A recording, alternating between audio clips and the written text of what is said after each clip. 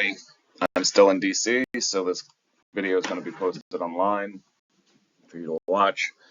Um, Today we're going to go back into ethics of engineering and global engineering projects.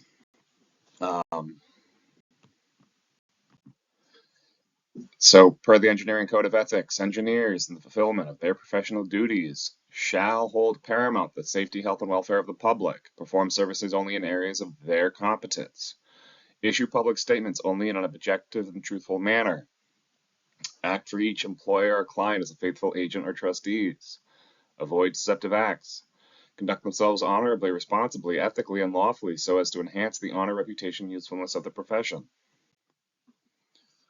All right. Now, I want you to imagine a scenario where the drive for economic progress and job creation leads to a rapid expansion of an industrial complex in a developing nation. What are the ethical challenges that arise when the urgency to provide employment and meet international demands potentially conflicts with ensuring safe working conditions? Now, you got to remember, for a lot of people, their number one drive is to make sure that they eat tomorrow. If you've ever been in a situation where you didn't know where your next meal was coming from, that's terrifying. I have done that basically because of my own ignorance and poor planning, but it is a difficult and scary thought to have. Am I going to be able to eat in the next 24 hours? And then when you add to that people have children, and that becomes their number one priority, they stop caring whether they get to eat at all, and they'll do any dangerous, scary job to make sure that they have enough money to feed their kids. So the employees aren't going to think about, is what I'm doing ethical? Is what I'm doing safe? You as the engineer, for the most part, are going to be provided for by your company. So you have to do that thinking for them because the employees are going to be too concerned with other things to do it for themselves. You need to think about the consequences of your actions. The employees are going to want to prioritize speed and economics because they want to make money. It's going to be your job to make sure that they get to do that safely. A lot of times you don't get to say, well, just don't do it that way. You actually have to come up with a real solution that everyone's happy with. And that means you have to actually consider, what does the community want? What do the workers want? What does the client want, the customer? And you have to integrate that into your decision-making process. And you have to remember, being engineers, you don't get to go after the low-hanging fruit. You have to go after the hard stuff. So that means if any one of those groups, the client, the workers, the community, any of them are unhappy or unhappy enough with your behavior or your actions and decisions, ultimately you will fail. And unfortunately, that usually means you end up getting fired or let go. So we're going to go through some examples and try to establish some strategies so you don't have to worry about that, so you can move forward and know that you're satisfying the community, your customers, and your employer. Now, you need to be proactive with all of this stuff. You have to get in front of it. It's really hard to play catch up. I forget who generated the statistic and what the background was, but there's a lot of data supporting preventative care is much cheaper across the board than after the fact care, and that applies to nearly every industry application. It's going to be cheaper to plan to avoid a problem and actually avoid that problem than it is to clean it up. I want you to consider the perspective of the owner of the Rana Plaza. It's a complex in Bangladesh that became a symbol of the nation's drive for progress and economic growth. The owner saw this building as more than just a structure. It was envisioned as a testament to overcoming historical and geographical challenges through determination and ingenuity. In the context of Bangladesh, as in many places around the world, the approach to engineering is deeply intertwined with the socioeconomic fabric of the country. The owner of Rana Plaza had ambitious plans to erect a factory on top of an existing shopping center. a move that promised to generate a multitude of job opportunities for the local populace. However, when the architect opposed this plan, the reasons given were shrouded in ambiguity, lacking clear justification. This opposition from the architect was perceived by the owner not merely as a professional counterpoint, but as a direct challenge to the very spirit of innovation and progress that the nation prided itself on. To the owner, it seemed as though there there were ulterior motives behind this decision. It was just a facade put on to make the owner back down for some reason. It was as if the architect was not just questioning the feasibility of the project, but undermining a vision that had the potential to elevate the economic standing of the entire community. The regulatory frameworks in Bangladesh may differ from those in the West. Reflecting local needs, politics, and culture, they are tailored to the country's reality. Being told that these plans were not feasible was not merely frustrating for the owner, but also seen as a cultural disrespect, challenging the very vision that could potentially transform the community's economic landscape. The race to keep up with technological advancements is another layer to this complex problem. While Bangladesh's adoption rate of new technology may lag behind developed countries, strides are made to keep up. The factory on top of Rana Plaza was meant to be a beacon of progress, embodying the cultural values that prioritize growth and development. These values influence the approach to safety, design, and functionality, which may diverge from international standards but are deeply rooted in the local context. The owner was determined to find a balance between these cultural imperatives and the practical advice of experts striving for the solution that respected both the cultural perspective and the ambitious goals of the project. The vision for Rana Plaza was to demonstrate to the world that Bangladesh could also create marvels that services the needs of the people. The owner's resolve was to work through the challenges and ensure that the Rana Plaza would stand tall, not just as a physical structure, but as a monument to the resilience of the entrepreneurial spirit of the nation. Now, the idea here was they'd have a factory on top of a shopping mall. And by doing that, they'd have real-time responses of what the demand in the area was. If there was a particular garment that was running out quicker than others, they would just change the assembly line to compensate. However, because of their production rates, a lot of foreign investors came along and just started giving them more money, buying them out, because the factory was always open. And so this was a very lucrative opportunity for the owner. So he expanded the factories, he made them bigger. As we move forward with understanding the owner's vision of Rana Plaza, let's delve into the inherent complexities that such ambitious projects often encounter. Project complexity. The owner just wanted to keep building. And he had to adhere to a multitude of engineering and safety standards for this particular project, because a lot of the designers were not from Bangladesh. They were from all over the world. And this frustrated the owner. He didn't really care what the standards were in other countries. He wanted it built to the standards of Bangladesh. He wanted to show the world how awesome his country could be. Um, and then there were the safety concerns. Again, these weren't overlapping requirements. He didn't understand. He didn't really care for these new standards that these engineers were bringing in. He wanted to stick to the Bangladesh requirements. And a lot of the investors were behind him. They agreed with him. They just wanted more garments at a cheaper price. They didn't care about, making sure that both the US and Africa's and Europe's standards all got met at the same time. They just said, just follow the Bangladesh standards and you'll be fine.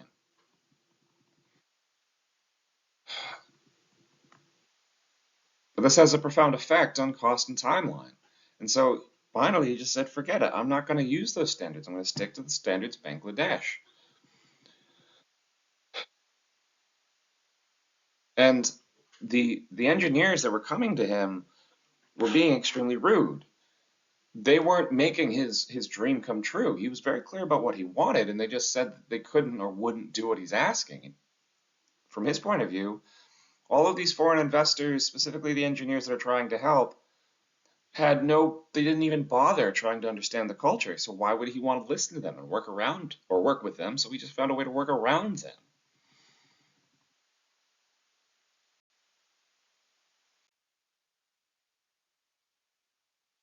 So the plaza got built in 2006, and he built a handful of factories on top of it. This was located in the Dhaka district of Bangladesh, and it wasn't just another structure with a skyline, it was the hub of economic activity. The building's usage extended beyond a mere workplace. It was a microcosm of local economic housing, housing several garment factories, a bank, and various retail shops, all under one roof. The significance here can be seen in its role within the garment industry, which is the cornerstone of Bangladesh's economy. The factory within Rana Plaza were emblematic of the country's industrial growth, providing essential employment for thousands in the area where job opportunities are both a vital and are both vital and valued. This wasn't just about employment, it was about the empowerment of the workforce in a densely populated region striving for economic stability and growth. It reminds us that the drive for economic prosperity must be balanced with the responsibility of ensuring safe working conditions and ethical practices.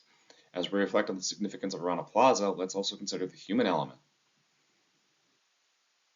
The lives of the workers who spent their days within the walls contributing to an industry that is a lifeline for many.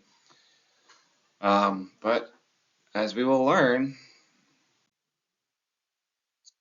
it came crashing down in a terrible tragedy. So what happened? So Rana Plaza was designed to be a very tall building in the area. And when the owner went to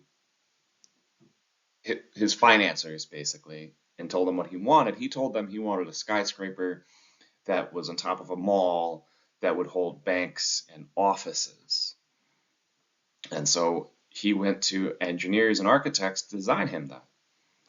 And then once the designs were done, he went to a different set of architects and engineers and said, I want you to put industrial equipment above what effectively was the actual section of the mall. And all of the architects and all of the engineers said the same thing. That building's not designed for that. You can't use that building for that purpose. But in his culture and his customs, you can't really tell somebody that. You have to explain to them how or what work they have to do to get what they want. And that's not what the engineers were doing. They were being overly blunt. They're being very direct with him, saying you can't do what you want to do. And so instead of trying to work with the engineers, he just proceeded around them. Now you have to remember all of the codes that you have to abide by are written in blood of the dead.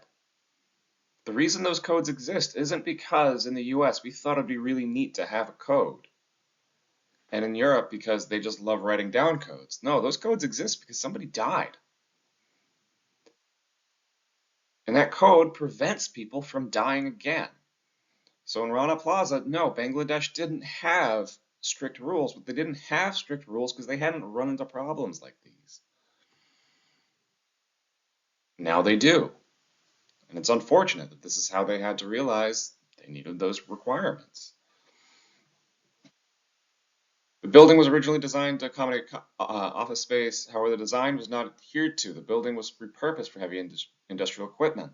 As the industrial equipment operated, it generated what's called a resonance. It was shaking, and the building wasn't designed to be shook. In addition to that, they added floors that were not part of the original design. So literally, it was overweight even without the mechanical equipment. Lastly, visible cracks started to form in the support structure, and they were ignored. They had days to avoid this problem once the cracks started to form, but again, they were just ignored. All of the workers were required to go to work every day, even though there was a blatant safety issue. And on the day of the collapse, over 1,000 people died. Even more got injured who were in the mall and who were working. This ended up being one of the biggest industrial accidents in the area.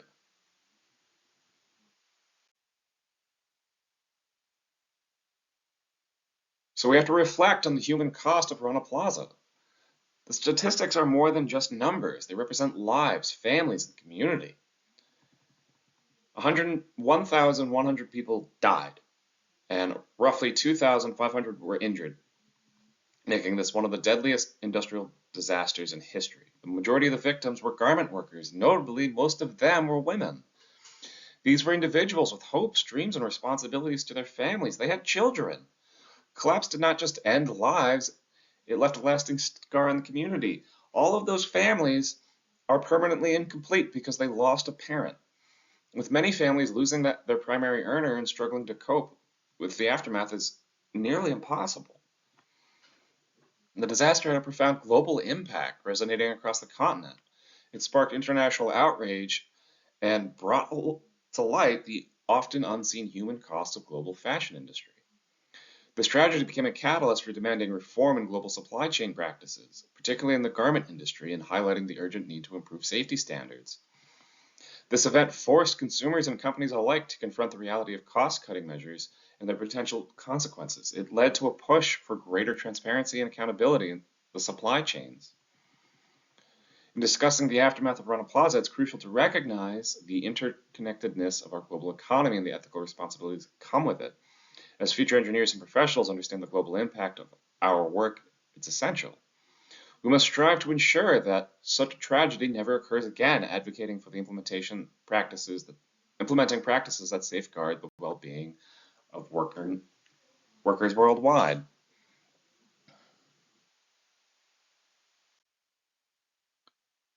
Now, this is another global issue we have to get used to.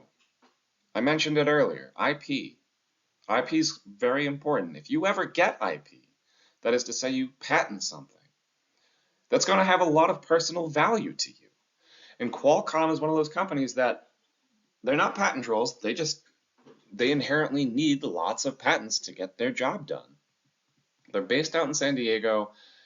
I can guarantee every one of your cell phones has technology from Qualcomm in it, probably the Snapdragon. The company is a key player in wireless communication and semiconductor industry, known for its development of the CDMA and LTE technologies. The technologies are foundational to modern mobile communications, likely powering your smartphones and devices, computers, things like that. Many students may be familiar with the name Snapdragon, Qualcomm's brand for a family of mobile systems on a chip, SoC, products. Qualcomm is at the forefront of 5G technology, which is the next generation of wireless networks offering faster speeds and more reliable connections. The company holds a significant number of patents critical for mobile devices, making its IP portfolio one of the most valuable in the world. Qualcomm's influence extends beyond consumer electronics. Its innovations are also integral to the development of connected devices and the Internet of Things, the automotive industry, and beyond. Unfortunately, IP law is not consistent from country to country. And so Qualcomm has to be choosy about what countries they do work in. Enforcement of patent rights varies by country to country, and some countries will enforce their people's patents, but not others. The company faced challenges in countries where IP enforcement is less stringent or where legal framework is less developed. They had to engage in multiple legal battles across different jurisdictions, highlighting the complexity of enforcing IP rights. The company's dispute with manufacturers over licensing terms underscores the difficulty in maintaining control over IP. They had to aggressively defend its IP, sometimes clashing with local businesses and the perception of IP rights. There was a cultural norm of sharing technology which conflicted with Qualcomm's licensing model. This technology is integral to the global supply chain for mobile devices, exposing its IP to various risks. The rapid pace of technology advancement sometimes outstrip the company's ability to protect its IP, as new products could circumvent existing patents. Qualcomm's approach emphasizes the importance of understanding and complying with IP laws of each country in which it operates.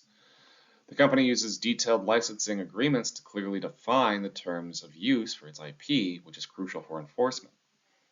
They register its patents in multiple jurisdictions to ensure that its legal standing is enforced enforces its rights. The company invests in continuous IP management and innovation to stay ahead of the technology curve. They collaborate with local legal experts to navigate complexities for each market and legal system and to ensure compliance with local IP regulations.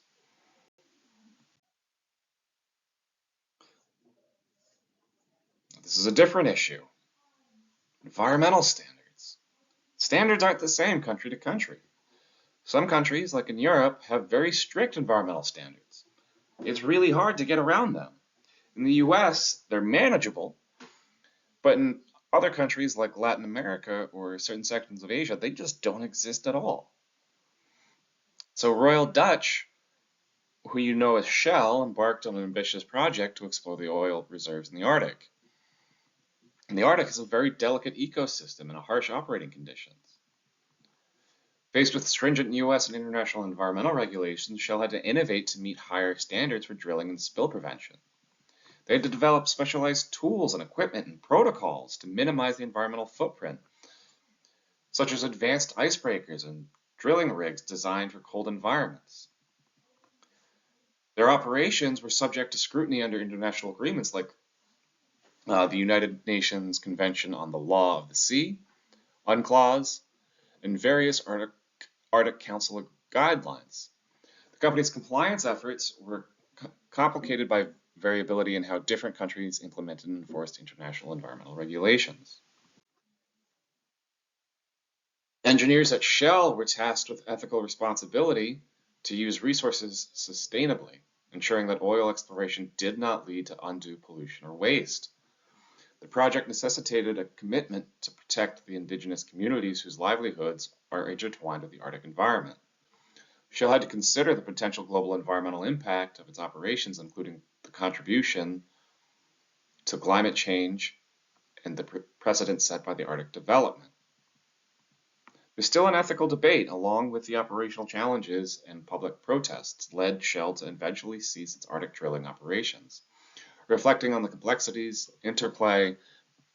complex interplay between engineering, environmental stewardship, and corporate ethics. Now we need to talk about the ethics laws in the global context. We have to transition into a critical discussion. We must address the core issue of fair wages, working conditions, and exploitation concerns. These are not just bullet points on a slide. They're fundamental human rights that are often challenged in the pursuit of economic efficiency. Fair wages, the concept of fair wages is pivotal to the sustainability of a workforce. It's about ensuring that employees are compensated adequately for their labor, which is a reflection of respect and value for the contribution. As future leaders, it's imperative to advocate for and implement wage structures that support a decent standard of living for all workers. Safe and human working conditions are non-negotiable aspect of ethical engineering practices. This encompasses not only the physical safety measures, but also the mental well-being of employees. We must commit to creating environments that prioritize the health and safety of workers, recognizing that they are the backbone of any industry. Exploitation in the workplace can take many forms, from excessive work hours to the use of child labor. It is an issue that plagues many sectors across the globe. Addressing these concerns requires vigilance, transparency, and zero-tolerance approach to any form of exploitation. Navigating these challenges ethically is not just about compliance with laws and regulations, it's also about fostering a culture of integrity and responsibility. It involves making tough decisions that may not always align with the pursuit of profit, but are in line with moral principles and the greater good. As we delve deeper into these topics, let us consider the role of engineers and professionals in shaping an industry that upholds these standards. It's about being at the forefront of change and being the voice of those who cannot speak for themselves. Our actions and decisions have the power to influence and transform the industry, setting a precedent of ethical practices. Let's talk about fair wages. Country to country, there is a big disparity in standards across borders. As we navigate these waters, it's crucial to understand the implication of these disparities on the workforce and the ethical responsibility of engineers. The concept of fair wage is not universal, it's relative. What one country deems fair compensation for a day's work may be considered inadequate or even exploitive by another country's standards. This variance poses a significant challenge for multinational companies and engineers working across different jurisdictions. The goal should always be to provide a living wage. This is not merely the minimum wage, but rather a wage that allows workers to afford a basic but decent standard of living. This includes the ability to pay for housing, food, healthcare, education. Engineers, as engineers, we must advocate for and design systems that support the provision of living wages. While adherence to local labor laws is a legal requirement, ethical practice often calls for a higher standard. You gotta remember, the law is the floor. Ethics is where you should be. It's not enough to do the bare minimum required by law, especially when those laws may not protect the most vulnerable workers. Ethical considerations may compel us to exceed local standards, ensuring that our practices are not just legal but also just.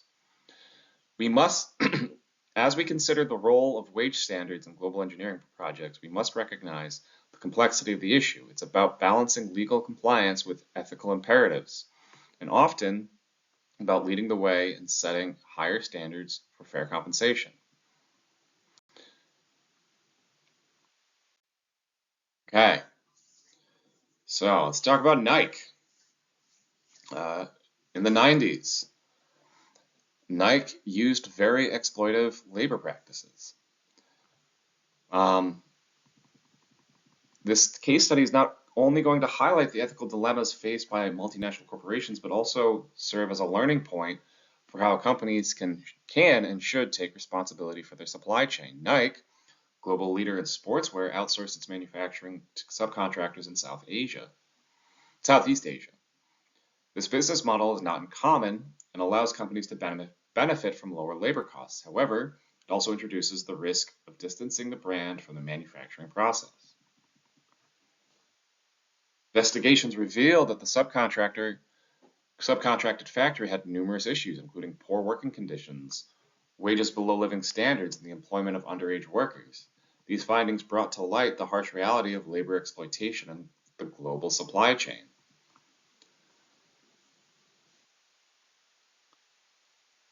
Nike's response to this was to deny it, saying, "We had nothing to do with it, we don't know what you're talking about."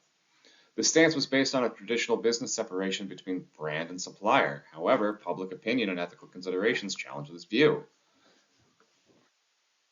Basically, the general public said bullshit. Even if you didn't know, you're still responsible for your actions. Nike was confronted with a significant ethical dilemma. What is the extent of a company's responsibility for its indirect employees? And we're having this discussion today with Uber. This question forced Nike to consider its role in the supply chain and its impact on workers' lives. In summary, the Nike case teaches us about the complexity of supply chain management and the importance of ethical oversight. It underscores the need for transparency and accountability, not just for direct operations, but throughout the entire supply chain.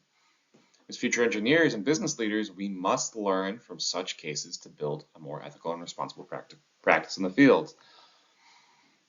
Now, in response to all this, Nike faced a wave of public outcry that ultimately catalyzed significant changes within the company in its approach to corporate social responsibility. The labor conditions in Nike's supply chain were thrust into a limelight by investigative journalism and media reports. This exposure led to widespread public awareness, which in turn sparked protests and calls for boycotts against the company. The negative media attention and public backlash posed a severe risk to Nike's brand. The company faced not just moral reckoning, but also tangible financial losses as consumers began to question their purchase choice.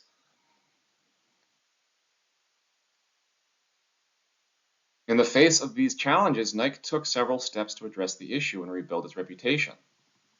Nike developed and implemented a comprehensive code of conduct for all of its suppliers, setting clear expectations for labor practices and working conditions. The company began conducting rigorous third-party audits of its factories to ensure compliance with its new standards, and importantly, it made these audits results public. Whoops. Nike increased its transparency efforts by disclosing locations and workers' conditions of the factories, and a move that was not standard practice at the time for many corporations. Beyond compliance, Nike also invested in the well-being of its workers by initiating training and education programs aiming to empower the workforce and improve their quality of life. These actions taken by Nike illustrate the power of public pressure in driving corporate change. They also highlight the importance of proactive measures in safeguarding a company's ethical standards and its long-term success. As we reflect on this case, let's consider how transparency and accountability can serve as cornerstones for ethical business practices in our future.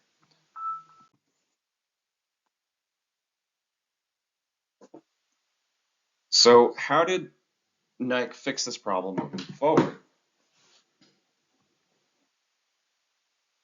So they started introducing due diligence, and this is not a Nike unique thing. Every company is supposed to be doing this. They're supposed to visit the factory regularly, and if they see unethical labor practices, they're supposed to do something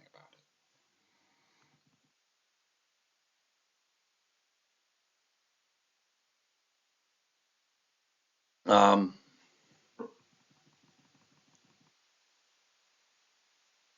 They have to establish a code of conduct. That is to say, you have to explicitly state to everyone at the company that you have ethics and show them what they are. And when people start violating those ethics, you have to do something about it.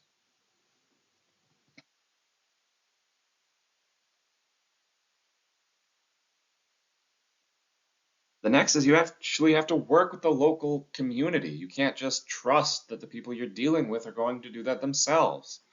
You have to make sure that these standards that the companies you're working for are actually in line with the standards of the area.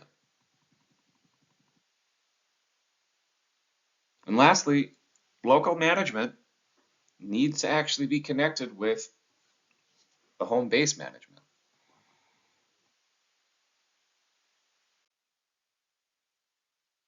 Next is work conditions that we have to worry about. When we discuss the ethical implications of labor practices in engineering projects, the conversation must begin with safety. This is a cornerstone upon which all other labor practices are built. The primary obligation of any engineering project is to ensure the safety of its workers. This goes beyond compliance with legal standards. It's about fostering a culture where safety is ingrained in every aspect of the workplace. Proper training equipment and safety protocols are not just regulatory requirements, they're moral imperatives. Worker safety is not limited to preventing accidents, it also encompasses the overall health and well-being of the workforce. This includes reasonable work hours, sufficient breaks, access to health care, and attention to mental health. A truly safe work environment is not one that considers the holistic well-being of its employees. A safe workplace is also a communicative one. Workers must have the ability to report unsafe conditions, voice their concerns, and provide feedback without fear of retribution. Establishing a clear, accessible, and anonymous channel for feedback is crucial. These mechanisms empower workers and help create a responsive and responsible work environment. Safety, health, and open communication are not just ethical requirements. They are the foundation of a sustainable and productive workforce.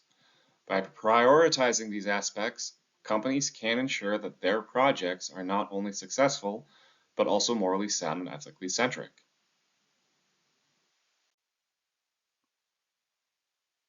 Now you'd imagine that after Nike got caught exploiting workers, everybody else would follow in line.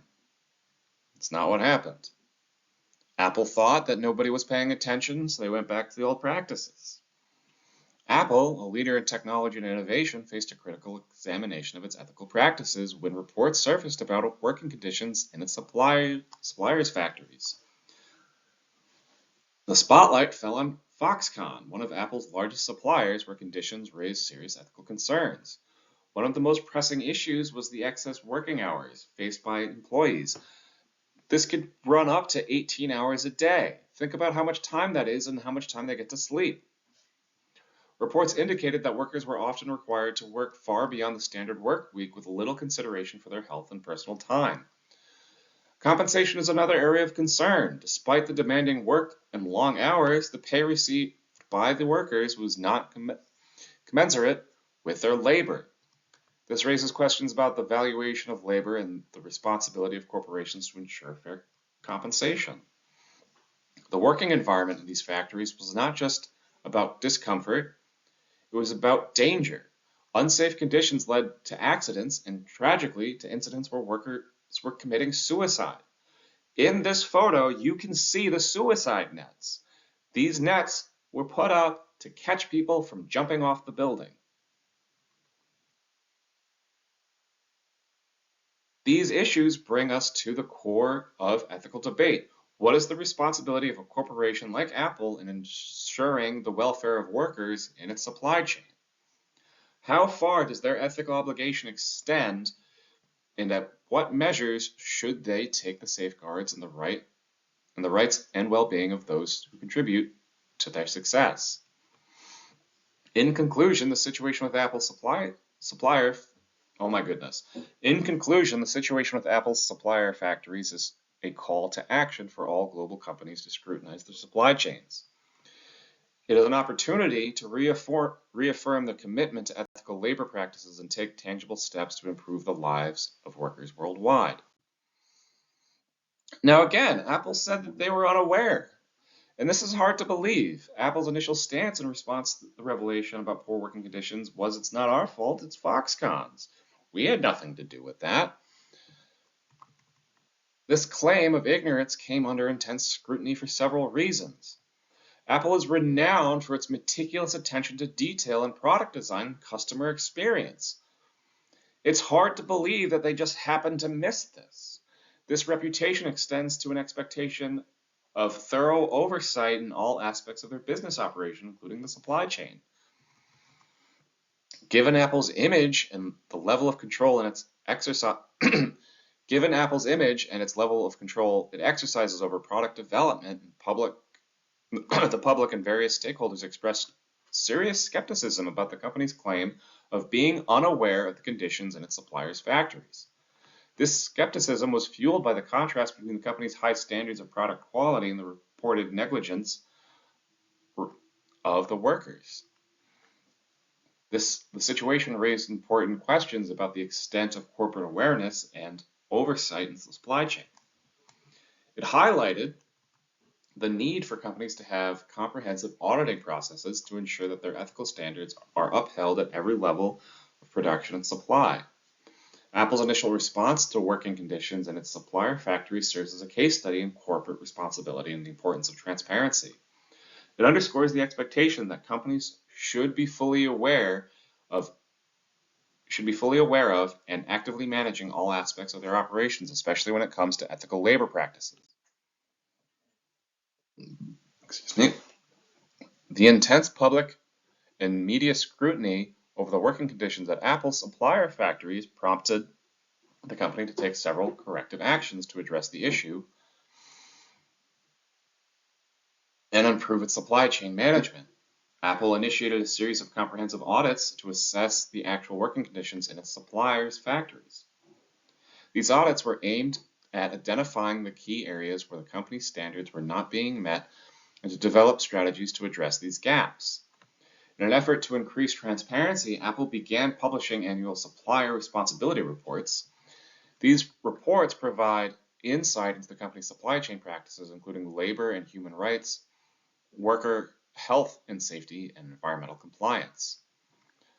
Apple became a member of the Fair Labor Association, a nonprofit organization dedicated to improving workers' lives worldwide. The FLA conducted independent audits of Apple supplier factories, which added an additional layer of accountability and transparency to Apple's efforts.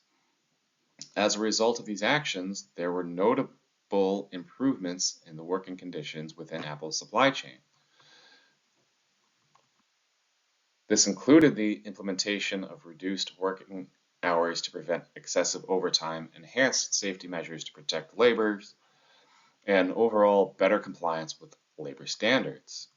Apple's response to scrutiny over working conditions demonstrates the impact of public and media pressure in driving corporate change.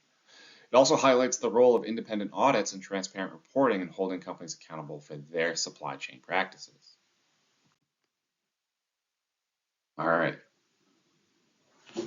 Child labor and forced labor. So everywhere I go, every culture I deal with, they get really cute about forced labor. A lot of people think that rebranding it makes it somehow not so bad. And just in case you're curious what forced labor means, that means slavery. When you're forcing somebody to work against their will, that's slavery. Now, some places are honest about it and call them slaves, and some places call them prisoners, and some places call them fiefs. Europeans had serfs, but they're still slaves. And for the longest time, I didn't think that was really a problem anymore. That's not true. Child labor and forced labor represent some of the most heinous abuses of human rights in the globe. As engineers and companies operate in various regions, it is their moral and legal obligation to ensure that their projects and partnerships do not contribute to or condone such practices. The exploitation of children in the workforce is not only a violation of international law, but also an act that inflicts long-term social and economic damage on a community. Companies must adopt a zero-tolerance policy towards any form of child or forced labor and conduct regular audits to enforce this stance. When it comes to the treatment of local and expatriated employees, equity must be the guiding principle. This includes equal pay for equal work, comparable benefits, and equal opportunities for advancement. Discrimination in the workplace, whether overt or subtle, undermines the integrity of the company and can lead to long-term reputational damage. Addressing the issue of child and forced labor and ensuring equitable treatment for all employees are not just ethical imperatives, but also critical to sustainable business practices. Companies must be vigilant and proactive in their effort to uphold human rights and foster a fair and just working environment. Now, a lot of you might be having the active thought right now. As long as I stay in the US, this isn't going to be a problem for me. And you'd be wrong. In the last year, a handful of factories down south have been caught using children to not only do work in their factory, but doing the dangerous work.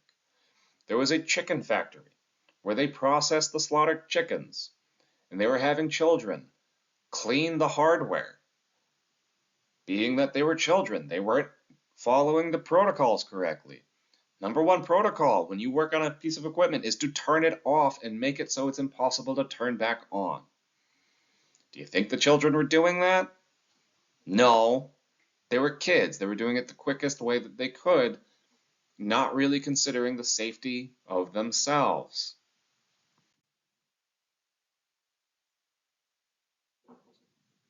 You need to do your due diligence. You actually need to make an effort to audit your factories. You have to audit the people you work with, get to know them, establish a relationship, figure out, is this person going to use child or forced labor? Just because they're being paid doesn't mean they're being paid fairly. If they think that they can't leave a job for any reason, that's forced labor. And you have to make sure that the people you're working with don't condone this behavior.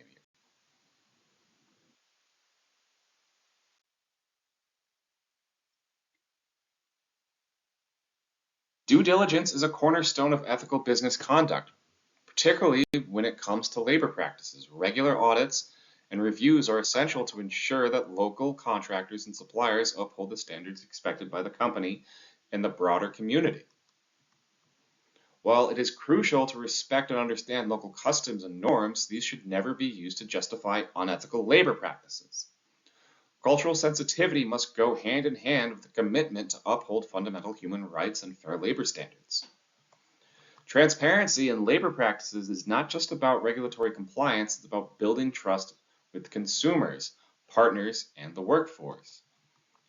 Being open and willing to address and rectify labor issues demonstrates a company's integrity and dedication to ethical practices. Collaboration with engage with local communities, workers, unions, non-government organizations, NGO, is vital to understanding the real-world impact of labor practices. This engagement can provide valuable insight into the lived, oh my goodness, lived experience of workers and help the company to make informed, compassionate decisions. These four pillars, due diligence, cultural sensitivity, transparency, and stakeholder engagement, are integral to maintaining ethical labor practices in global engineering projects. They help ensure that as companies expand their operations, they remain committed to the principle of fairness, respect, and accountability.